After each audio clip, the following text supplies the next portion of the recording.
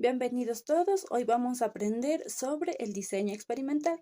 El diseño experimental, como su nombre lo indica, es la realización de un experimento en condiciones controladas. Para realizar este experimento necesitamos dos variables, una variable independiente, también conocida como variable estímulo, variable de tratamiento, variable de intervención o factor, que es la que nosotros vamos a manipular, y una variable dependiente, también conocida como variable objeto de estudio o variable de resultado, que como su nombre lo indica, es ahí donde nosotros vamos a observar el resultado.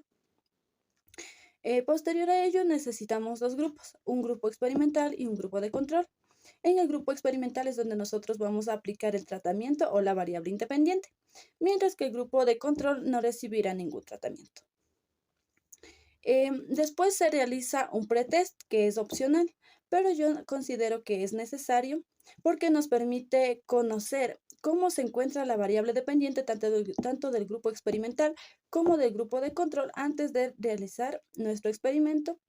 Después se realiza nuestro tratamiento, experimento o intervención, en la cual se aplica la variable independiente en el grupo experimental para ver si se genera algún cambio en la variable dependiente del mismo grupo. Posterior a ello se realiza un post-test. Este post-test nos permite comparar eh, entre el grupo de control y el grupo experimental e identificar si se ha producido un cambio a causa de la aplicación de la variable independiente en el grupo experimental. Además de ello, con este post-test nosotros podemos comparar nuestro pretest y ver cuánto ha cambiado la variable dependiente del grupo experimental y del grupo de control después de aplicar nuestro tratamiento. A través de los resultados obtenidos establecemos relaciones de causa y efecto entre las dos variables. Es decir, analizamos si el cambio producido en la variable dependiente del grupo experimental es producto de la aplicación de la variable independiente, tomando en cuenta que la variable dependiente y la variable independiente van de la mano. Finalmente se realiza la generalización de resultados, pero debemos recordar que para esta generalización es necesario realizar el experimento varias veces, con el fin de que nuestros resultados obtenidos sean fiables. Para ejemplificar un diseño experimental necesitamos primero las dos variables.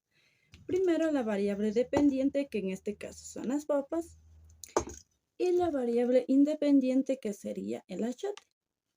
También necesitamos dos grupos, un grupo experimental y un grupo de control.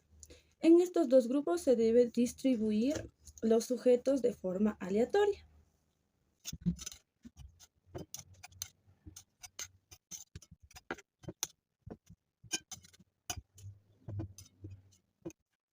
Esta distribución se realiza con la finalidad de evitar que las características particulares de los sujetos influyan en los resultados. Después de ello se realiza un pretest, que es observar cómo se encuentra la variable dependiente, en este caso las papas, antes de realizar el experimento. El siguiente paso es manipular o aplicar la variable independiente, en este caso el achiote, sobre el grupo experimental, que es este de aquí.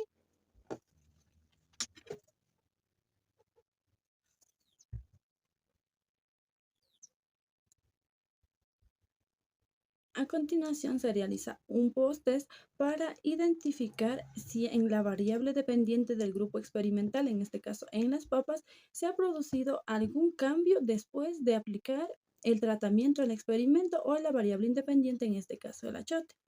Para esto debemos comparar tanto el grupo de control como el grupo experimental. En las dos se debe analizar la variable dependiente, puesto que esta es la única que se mide. Además de ello, podemos comparar el post-test con el pre-test que realizamos anteriormente para saber cuánto cambio se ha producido en la variable dependiente del grupo experimental y también del grupo de control después de haberse realizado el tratamiento, la intervención o el experimento. Con los resultados obtenidos establecemos una relación causa-efecto entre las dos variables. Es decir, si la variable independiente, en este caso el achiote, es la causante del cambio producido en la variable dependiente del grupo experimental, en este caso las papas. Finalmente, se generalizan los resultados después de repetir el experimento varias veces, como lo mencioné anteriormente.